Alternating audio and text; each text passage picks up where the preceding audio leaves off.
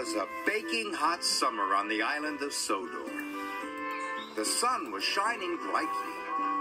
James and Toby were taking children to the seaside. It was a wonderful job.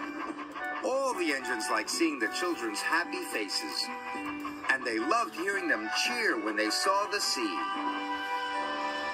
Thomas wished he was taking children to the seaside, but Thomas was taking a big tank of raspberry syrup to the ice cream factory. Down on the beach, it was very hot, and the ice cream lady had run out of ice cream. So when Thomas arrived at the ice cream factory, the factory manager was waiting for him. "We have to make lots more ice cream," he cried. "You must go and get the cream, the chocolate, and the strawberries." Thomas was disappointed. He had lots to collect, and he wanted to take children to the seaside. "If we get everything in time," said Thomas's driver, "then we can still take some children." So Thomas rushed to the dairy. He collected the cream, and he puffed away quickly. Next, Thomas had to collect some strawberries, so he raced through the countryside to Farmer Mccoll's.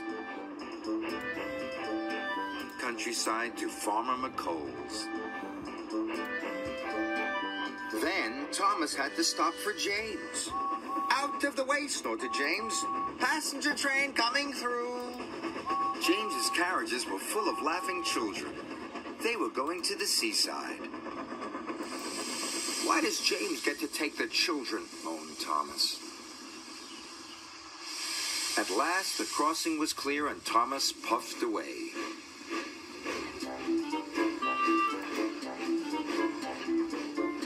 "If I'm quick, I can still take some of the children," he puffed. So Thomas raced as fast as he could. Soon, Thomas arrived at Farmer Mccoll's. "Please be quick," Thomas panted. The farm workers loaded his freight car. Before long, it was filled with plump, ripe strawberries. "Thank you," Thomas chuffed, and he raced away. Next, he had to go to the chocolate factory. Thomas hurried through the baking sun. Iced chocolate factory. Thomas hurried through the baking sun. "I've still got time to take some children to the seaside," he panted. Thomas puffed faster and faster. His wheels clattered and his pistons pumped. But he puffed so fast the signalman didn't change the points in time. Thomas raced down the wrong track. "Bother!" cried Thomas. Thomas had to reverse slowly and carefully back to the points. Then he had to wait while Toby went past. Toby was taking more children to the seaside. They were having a wonderful time. "Everyone gets to take the children except me," moaned Thomas. "Everyone gets to take the children except me," moaned Thomas.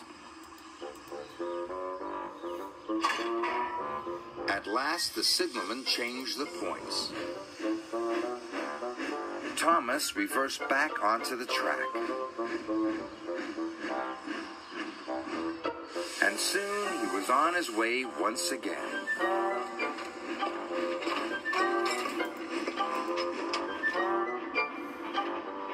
When Thomas arrived at the chocolate factory, it was getting late.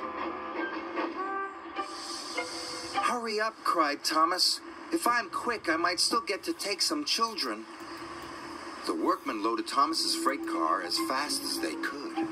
It was soon filled with heaps of chocolatey cocoa powder. Thomas was ready to go. Heaps of chocolatey cocoa powder. Thomas was ready to go. But the shunters hadn't released the brakes on the freight cars. Thomas pulled as hard as he could, but the freight cars wouldn't move. I have to hurry, puffed Thomas. He heaved, he huffed, and he puffed, and he heaved so hard. The coupling broke. Thomas shot forward. Cocoa powder flew everywhere. Now I'll never get to take the children, puffed Thomas. After a long time, Thomas's freight cars were ready. The yard manager had released the brakes, and Thomas chuffed carefully out of the yard.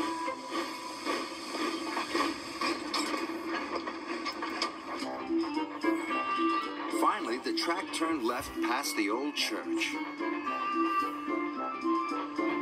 Thomas arrived at the ice cream factory.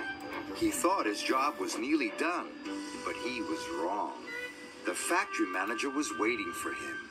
"The ice cream will soon be ready," he said. "You must take it to the seaside for me." Thomas was very disappointed. He wished he could take children to the seaside instead. He wanted to hear them cheer when they saw the sea. Thomas puffed along the coast to the seaside. "I wish I was taking the children," sighed Thomas.